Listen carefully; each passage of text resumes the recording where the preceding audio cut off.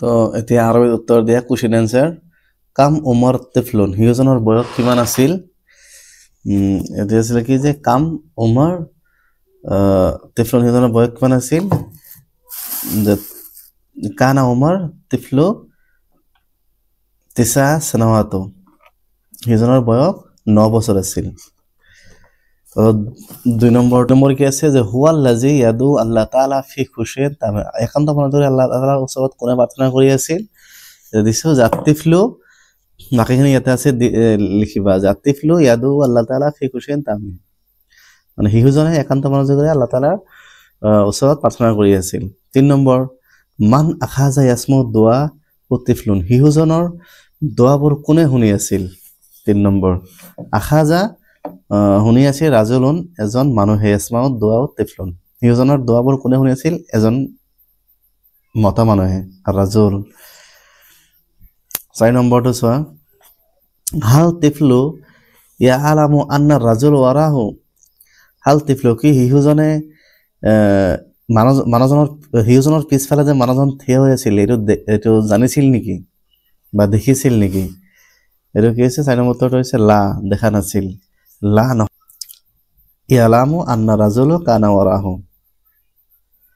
দেখা নাছিল 5 নম্বৰ চোৱা আ তুহিবু আন তাকুনা লি ওয়ালাদান কি মই যদি তোমাৰ পিতৃ হও তুমি ভাল পাবানে মান কালা হাজালে মানে এই কথা কোনে কাক কৈছিল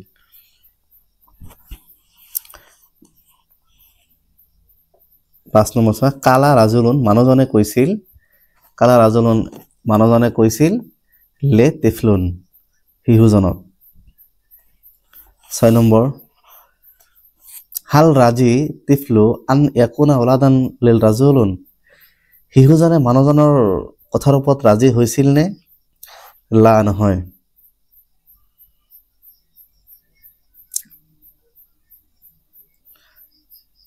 আতিফলু আন ইয়াকুনা ওলাদান লিল ৰাজুলুন এনে এইখিনি লিখি দিলেই হ'ব 7 নম্বৰ কাম মাৰৰাতা আজাবা ৰাজুলুন আল আসআলাতু তিফলুন বেলফজে নাম মানে কেইবাৰ হিউজনৰ উত্তৰত মানুহজনে হয় বুলি কৈছিল 7 নম্বৰে সালাসা মাৰৰাতান 3 বাৰ কৈছিল 8 নম্বৰ চোৱা লেমাজা জাহিকা ৰাজুলুন মানুহজনে কিয় হাঁহিছিল যে সালা ৰাজুলুন হাকাজা হাল তুহিনি ইজা মিতুন যেতিয়া মানুহজনক প্ৰশ্ন কৰিছিল যে মই মৰি গলে আপুনি মোক জীবিত কৰিবনে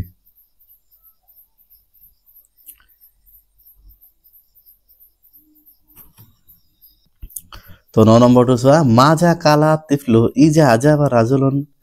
বিন নাফি মানে যেতিয়া নহয় বোধক শব্দৰ উত্তৰ দিছিল তেতিয়া লৰাটোৱে কি কৈছিল যে ফাকালা তিফলুন পিছত লৰাজনে কৈছিল হিউজনে কৈছিল আতৰুকনি মোক এৰি দিয়ক আল্লাজি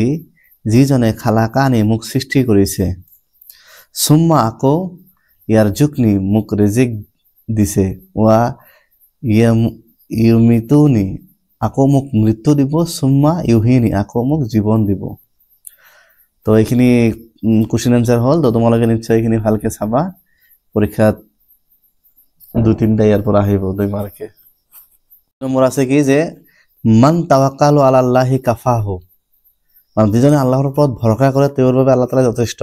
তাৰ তাৎপৰ্যৰ বিষয়ে নিজৰ মাতৃভাষাত 10টা বাক্য লিখিব দিছে এইখিনি তোমালোক দি দিম তোমালোকে পিছত চাই লবা এতে আছে কি যে শুদ্ধ উক্তিবোৰ বাছি লৈ ইয়াৰ আগত ৰাইট চিন বহুৱা তো এটা উদাহৰণ দি দিছে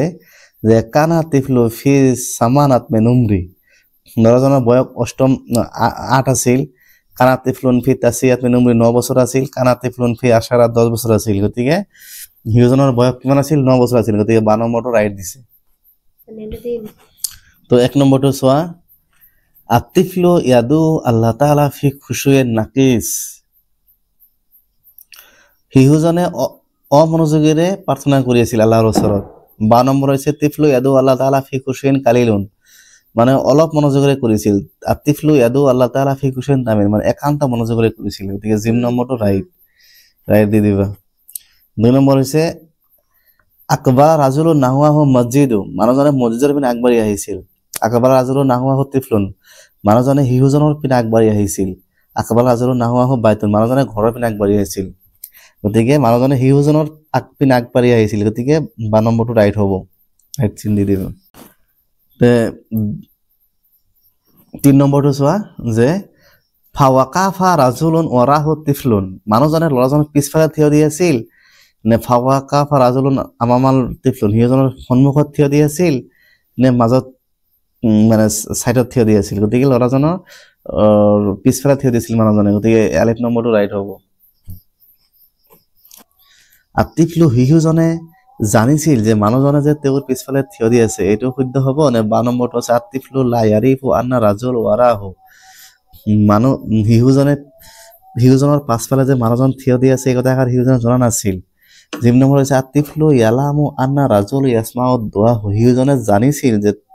মানুহজনে তেওঁৰ দুআবোৰ শুনি আছে গতিকে শিশুজনে জনা নাছিল যে তেওঁৰ পিছফালে যে মানুহজন থিয় দি আছে গতিকে 12 নম্বৰটো ৰাইট হ'ব 5 নম্বৰ লাম্মা ফাৰাগা আতিফলু মিন দুআহি যেতিয়া শিশুজনে দুৱাৰ পৰা বিৰত হৈছিল সাল্লামা আলা ৰাজুলুন মানুহজনক সালাম দিছিল 12 নম্বৰ হৈছে লাম্মা ফাৰাগা তিফলু মিন দুআহি যেতিয়া শিশুজনে দুৱাৰ পৰা বিৰত হৈছিল গাজাবা আলা ৰাজুলুন মানুহজনক ওপৰত খং কৰিছিল লাম্মা ফাৰাগা তিফলু মিন দুআহি যেতিয়া শিশুজনে দুৱাৰ পৰা বিৰত হৈছিল হামালা আলা ৰাজুলুন মানুহজনৰ ওপৰত শিশুজনে আক্ৰমণ কৰিছিল গতিকে কোনটো শুদ্ধ হ'ব আলিফ নম্বৰটো শুদ্ধ হ'ব লাম্মা ফাৰাগা তিফলু মিন দুআহি যেতিয়া শিশুজনে দুৱাৰ পৰা বিৰত হৈছিল সালাম আলা ৰাজুলুন মানুহজনক সালাম দিছিল 6 নম্বৰটো আলিফ নম্বৰ ইতিম